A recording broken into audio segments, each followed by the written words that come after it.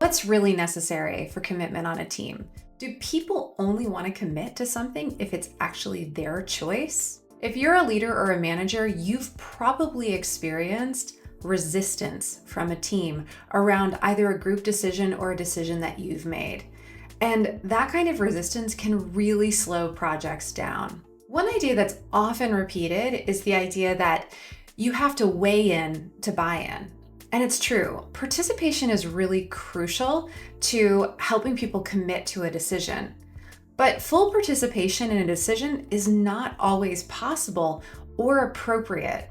And so leaders need to be discerning about what level of decision making they're using for certain decisions. And it's also super valuable to communicate that to your team so that they understand where their participation is the most appropriate. So let's break down the 5-level decision-making model, and let's explore when each level is most appropriate for team decisions. So level 1, this is when the leader makes the decision really all on their own. And this is best for quick decisions that require private or sensitive information, or when the leader actually has the most expertise to make the decision on their own. It's important to note that overusing this style of decision-making can disengage the team. So it's best for critical, high stakes, or urgent decisions. So level 2 is, I'm going to decide, but I want your input. I think a lot of the times, this is what leaders are thinking about when they engage people on their team. They're holding on to the decisional authority, but they are seeking the input. It can happen in a lot of different ways. It can happen through an open group conversation, seeking people's opinion one-on-one in meetings, or you can even grab people's information or perspective through a quick survey. When the team is not made aware that the ultimate decision maker is the leader, sometimes they may think that this is a consensus process and believe they have more role in the decision making than they actually do. Clarifying this level can help team members add their input without grasping to certain results, understanding that ultimately this is the leader's call. Level 3 is we decide together.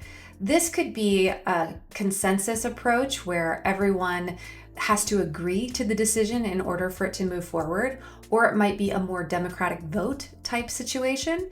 We decide together is a great level to use when you really want to empower the team to work together.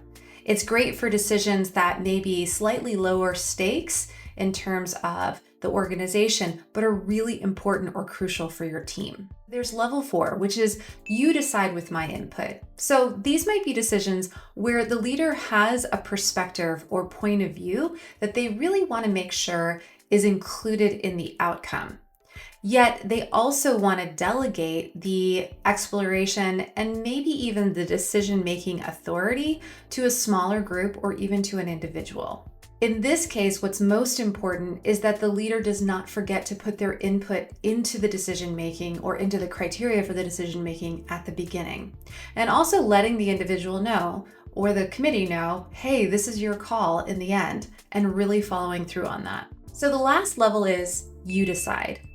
Great leaders know when to let their team actually make choices on their own. And this is through delegation.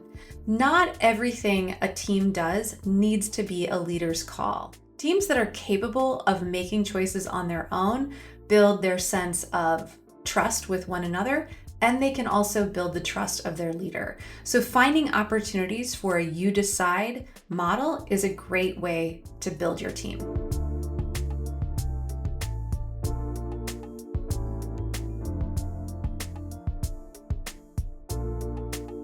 When I see a team that really struggles with commitment, my first instinct is, do people know how decisions are made around here?